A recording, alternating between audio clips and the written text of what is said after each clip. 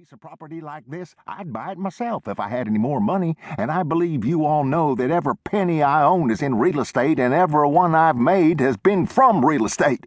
If I had $1 million, I would have it every cent invested in real estate within 90 days, and you all know that.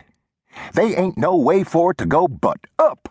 A piece of land like this here, I sincere believe, will give ye 10% on your investment and maybe more, maybe as high as 20%. Your money down here in this bank won't do that for ye, and you all know that.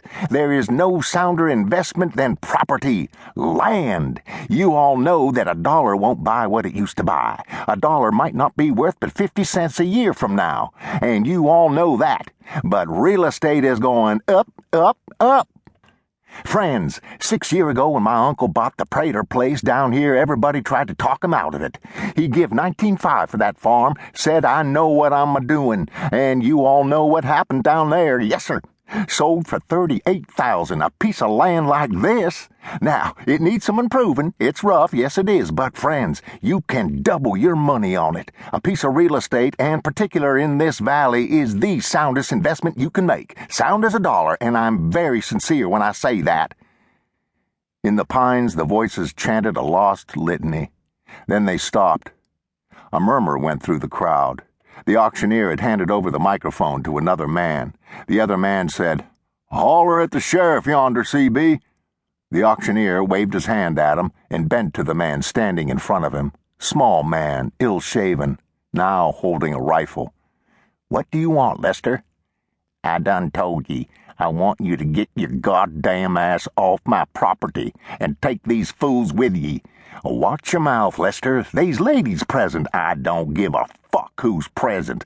It ain't your property, the hell it ain't. You done been locked up once over this. Now, I guess you want to go again. The high sheriff is standing right over yonder. I don't give a good goddamn where the high sheriff is at. I want you sons of bitches off my goddamned property, you hear?" The auctioneer was squatting on the tailboard of the truck. He looked down at his shoes, plucked idly at a piece of dried mud in the welt. When he looked back up at the man with the rifle, he was smiling. He said, "Lester, you don't get a grip on yourself, they gonna put you in a rubber room." The man took a step backward, the rifle in one hand. He was almost crouching, and he held his free hand out with the fingers spread toward the crowd as if to hold them back.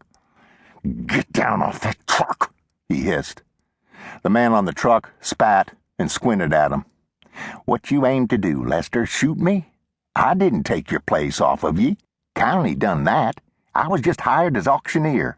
Get off that truck." Behind him, the musicians looked like compositions in porcelain from an old county fair shooting gallery. "He's crazy, CB." CB said, "You want to shoot me, Lester, you can shoot me where I'm at. I ain't going nowheres for you." Lester Ballard never could hold his head right after that. It must have throwed his neck out some way or another. I didn't see Buster hit him, but I seen him laying on the ground. I was with the sheriff. He was laying flat on the ground looking up at everybody with his eyes crossed and this awful pump knot on his head. He just laid there, and he was bleeding at the ears. Buster was still standing there holding the axe.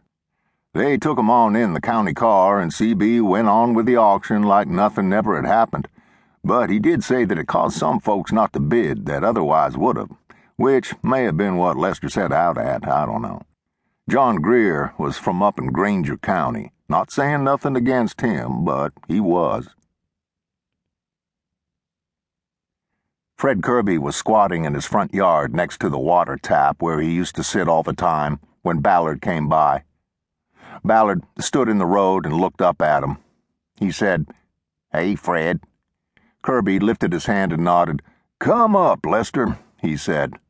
Ballard came to the edge of the cut bank and looked up to where Kirby was sitting. He said, "You got any whiskey?" "Might have some." "Why don't you let me have a jar?" Kirby stood up. Ballard said, "I can pay you next week on it." Kirby squatted back down again.